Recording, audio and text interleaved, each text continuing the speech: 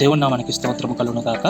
ప్రభువైన యేసుక్రీస్తు నామమున మీ అందరికీ వందనాలు. Bible in Telugu audio channel కి మీకు స్వాగతం పలుకుతున్నాము. ఎవరైతే బైబిల్ చదవాలన్న ఆసక్తి కలిగి ఉండి తెలుగు చదవటం రాదో అటువంటి వారి కోసము ఈ ఛానల్ ని మీ ముందుకు తీసుకొస్తున్నాము. ప్రతిరోజు ఇందులో అప్లోడ్ చేసేటువంటి బైబిల్ వాక్యాలను విని ఆత్మీయంగా ఎదిగి ఫలించాలని మేము కోరుకుంటున్నాము.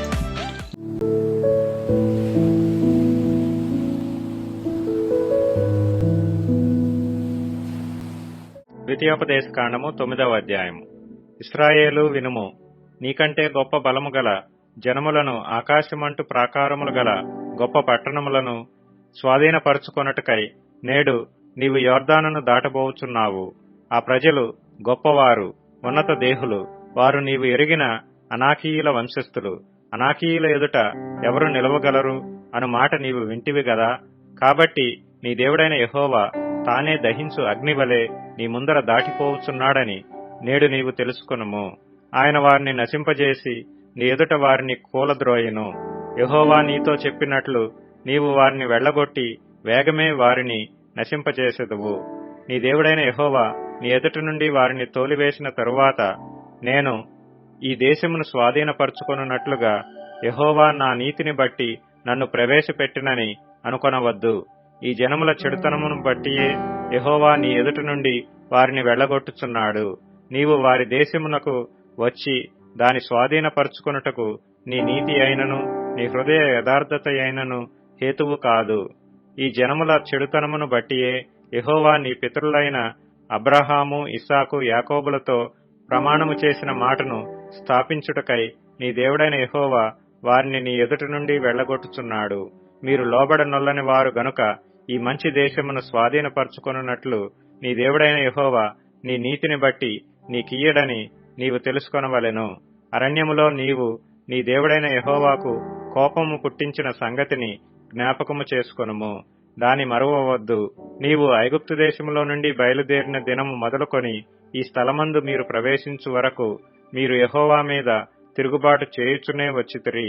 హోరేబులో మీరు యెహోవాకు కోపము పుట్టించినప్పుడు యెహోవా మిమ్ము నశింపజేయునంత కోపము మీ మీద తెచ్చుకొనెను. ఆ రాతి పలకలు అనగా యెహోవా మీతో చేసిన నిబంధన సంబంధమైన పలకలను తీసుకొనుటకు నేను కొండెక్కినప్పుడు అన్నపానములు మాని ఆ కొండ మీద 40 పగళ్లు 40 రాత్రులుంటిని.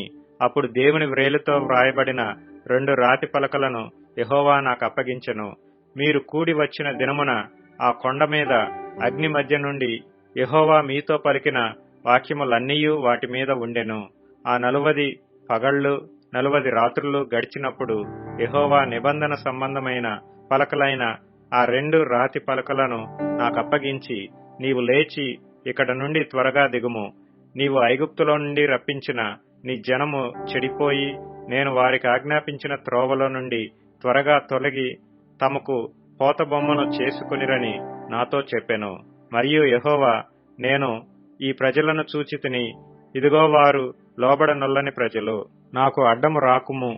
నేను వారిని నశింపజేసి వారి నామమును ఆకాశము క్రింద నుండకుండా తుడుపు పెట్టి నిన్ను వారికంటే బలము గల బహుజనముగా చేసేదనని నాతో చెప్పగా నేను తిరిగి ఆ కొండ దిగి వచ్చితిని. కొండ అగ్నిచేత కాలుచుండెను. ఆ 2 నిబంధన పలకలు నా 2 చేతులలో ఉండెను. నేను చూచినప్పుడు మీరు మీ దేవుడైన యెహోవా దృష్టికి పాపము చేసి ఇంటిరి. పోత దూడను చేయించుకొని యెహోవా మీకు ఆజ్ఞాపించిన త్రోవ నుండి త్వరగా తొలగిపోయి ఇంటిరి. అప్పుడు నేను ఆ 2 పలకలను పట్టుకొని నా 2 చేతులలో నుండి మీ కన్నుల ఎదుట వాటిని క్రింద పడవేసి పగులగొట్టి, మీరు యెహోవా దృష్టికి ఆ చెడు నడత నడిచి చేసిన మీ సమస్త పాపముల వలన ఆయనకు కోపము పుట్టింపగా చూచి మునుపటి వలె అన్నపానములు మాని 40 పగళ్లు 40 రాత్రులు నేను యెహోవా సన్నిధిని సాగిలపడితిని. ఏలయనగా మిమ్ము నశింపచేయవలెనని కోపబడిన యెహోవా కోపోద్రేకమును చూచి భయపడితిని. ఆ కాలమందును యెహోవా నా మనవి ఆలకించెను. మరియు యెహోవా అహరోనును నశింపచేయుటకు అతని మీద బహుగా కోపపడగా నేను అహరోనుకై అప్పుడే బ్రతిమాలుకొంటిని. అప్పుడు మీరు చేసిన పాపమును అనగా ఆ దూడను నేను పట్టుకొని అగ్నితో దాని కాల్చి నలుగగొట్టి అది ధూళి అగునంత మెత్తగా నూరి ఆ కొండ నుండి పారు ఏటిలో ఆ ధూళిని పారపోసితిని. మరియు మీరు తబేరాలోను, మస్సాలోను, కిబ్రోతు హత్తావాలోను యెహోవాకు కోపము పుట్టించితిరి.